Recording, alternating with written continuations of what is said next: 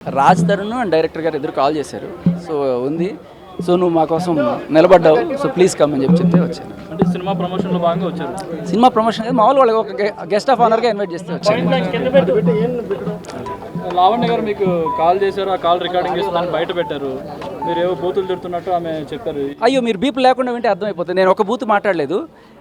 నువ్వు మహిళవేనా, అసలు నువ్వు ఆడదానివేనా, నువ్వు ఒక అమ్మని ఎలా తిడతావు అని చెప్పి నేను గట్టిగా తిట్టాను.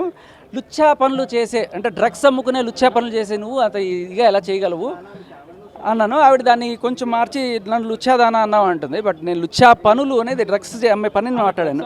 మీ దగ్గర ఆరోపణలు ఇవి. అయ్యో, మీరు కావాలంటే ఒక 5 నెలల క్రితం మీ టీవీలో ఎత్తుకోండి, డ్రగ్స్ మాఫియా జల్సాలో కోలవాడి పడిన లావణ్య అని మీ జీవనంలో చూసి నేర్చుకున్నాను నేను ఆవిడ గురించి. నన్ను అన్నం కాదు, మీరే వేసారు, మిమ్మల్ని మీరే అడుక్కోవాలి. అంటే లావణ్య ఇప్పుడు వచ్చింది కాబట్టి మీరు బయటకు వచ్చారు, లేదంటే ఇది వచ్చేది కాదా ఇట్లా వ్యవస్థ? సార్, నేను ఆవిడ కోసమో ఆవిడకి అగనెస్ట్గానో రాజధాని కోసమో రాలా. నేను మామూలుగా ఒక బయట ఇచ్చి వైరల్ అయిపోయాను. తర్వాత మీరు అందరూ అడుగుతున్నారు, అంతేగాని నాకు ఎవరి మీద కక్ష లేదు, ఎవరి మీద ఇది లేదు. బట్ రాజధానికి నేను ఖచ్చితంగా ఒక సింపథైజర్గా ఉన్నాను. ఎందుకు అంటే అలాంటి ఒక దగ్గరుండి చూశాను. అలా సైకో బిహేవియర్, ఆ తిట్లు అవన్నీ కూడా నేను చాలా దగ్గరుండి చూశాను. అరే మనోడు బాధితుడురా అని క్లియర్ కట్గా అనిపించింది. అందుకని వచ్చాను నేను. అంటే రాజధాని లావణ్య మధ్యలో జరిగేది మీరు దగ్గరుండి చూసారు. అది దగ్గరుండిగా ఆడియో రికార్డు బీప్ లేకుండా విన్నప్పుడు, మీరు బీపులతో వినుంటారు, నేను బీప్ లేకుండా వినేటప్పుడు నాకు అర్థమైపోయింది. ఈ ఇష్యూలో అంటే ఏంటి ఫైనల్గా ఎవరికి న్యాయం జరగాలని చెప్పేసి సార్, న్యాయం అంటే ఏంటంటే సార్, మగాడికి ఎంత కష్టపడ్డా పోలీస్ స్టేషన్కి వెళ్ళి ఒక నెల రోజులు తిరుగుడ్డా అమ్మాయి నన్ను టార్చర్ చేస్తోంది అని చెప్తే పట్టించుకునే నాదుడు లేడు సార్. ఇప్పుడు రాజ్ తరుణ్ కూడా ఆ అమ్మాయి ఇట్లా చేస్తుందని వెళ్తే లేదు, పరిశీలనలో ఉంది, లీగల్ ఒపీనియన్ పంపించాం. అదే అమ్మాయి వెళ్ళి ఏ రకమైన ఆధారాలు లేకుండా కూడా మీ మీద ఇట్లాగే ఎఫ్ఐఆర్ చేయొచ్చు. ఈ రకమైన దుస్థితిలో ఇవాళ మగజాతి బతుకుతుంది. సో అందరు అమ్మాయిలు కేసులు పెడతారన్నాం, కానీ కొంతమంది ఇది అలవాటు పడి ఇది ఒక దందాలాగా, ఇది ఒక మాఫియాలాగా తయారైంది.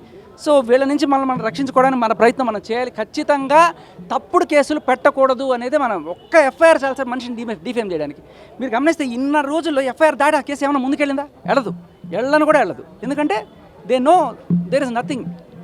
కాకపోతే మన మీడియా ఇచ్చే హైపు, వాళ్ళ మనుషుల పరువు తీసి వాళ్ళని బజార్కి ఎడ్చడం అలాంటివి జరుగుతాయి. అంటే రాజ్ తరుణ్ హీరో కాబట్టి ఇలాంటి సంఘటనలు బయటకు వచ్చింది. ఇలాంటి సంఘటనలు ఇంకా జరుగుతున్నాయి. కరెక్ట్గా చెప్పారు సార్, ఇలాంటివి చాలా జరుగుతున్నాయి. అండ్ మగాళ్ళల్లో మనందరం కూడా నిజంగా చెప్పాలంటే మగాళ్ళం కాదు, బయటికి వెళ్ళి ఒక పోలీస్ సార్ మా ఆవిడ నన్ను కొడుతుంది, లేకపోతే నా ప్రేయస్ నన్ను బ్లాక్మెయిల్ చేస్తుంది, ఇలా చెప్పుకుంటే పోరా సిగ్గులేదా అంటారు. నిజంగా జరుగుతుంది. మీరు ఆడియో వినంటే కుక్కను కొట్టుకొని రాస్తారండి. అంత కొట్టి కూడా ఆవిడ తిరిగి ఆయన మీద కేసు పెట్టడానికి వెళ్తుంది.